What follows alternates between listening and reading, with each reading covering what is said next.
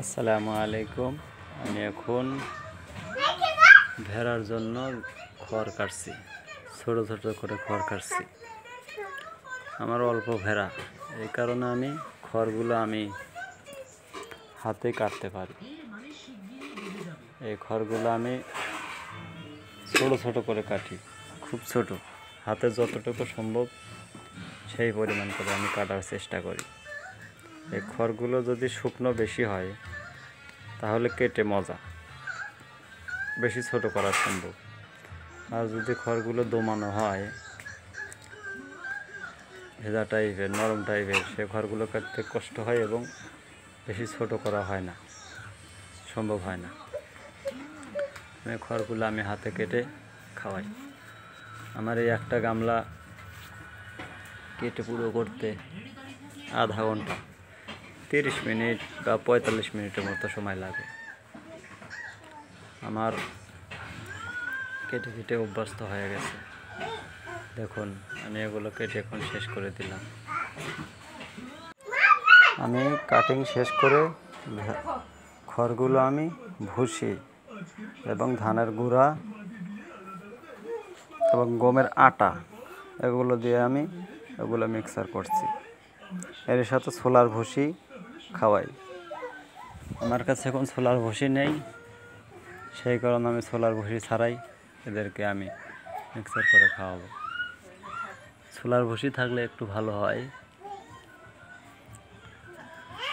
আমি এখন পানি দিচ্ছি, পানি দিয়ে এগুলো একদম মিশ্রণ করে নেব।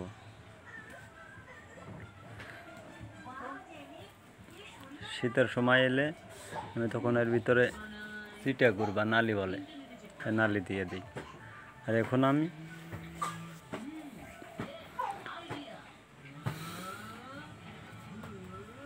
মিক্সার করা আমার শেষের দিকে,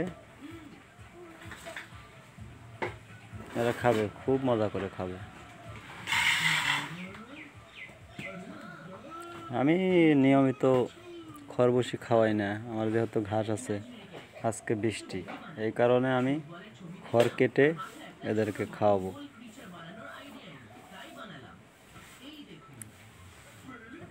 আমার অল্প কিছু সংখ্যক ভেড়া, এই কারণে আমার অত গামলা লাগে না। ছোট্ট গামলার ভিতরে এই পাশের এই গামলাতে দেখুন আমি উঠিয়ে দিচ্ছি, এর ভিতরে কিছু দিয়ে দিব আর ওইটাতে কিছু থাকবে।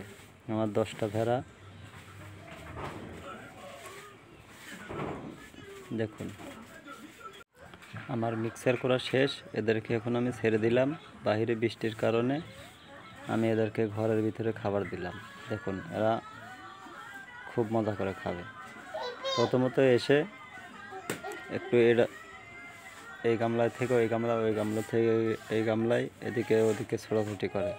তারপরে অল্প কিছু খাওয়ার পরে মজা পেলেই এরা স্তব্ধ মেরে শুধু খাওয়া শুরু করে। দেখুন, এরা খুব মজা করে খায়।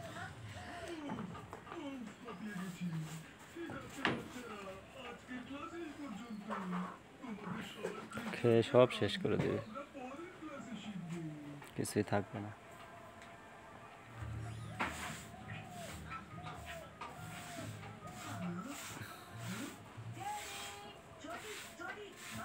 দেখুন বন্ধুরা, এরা খাচ্ছে।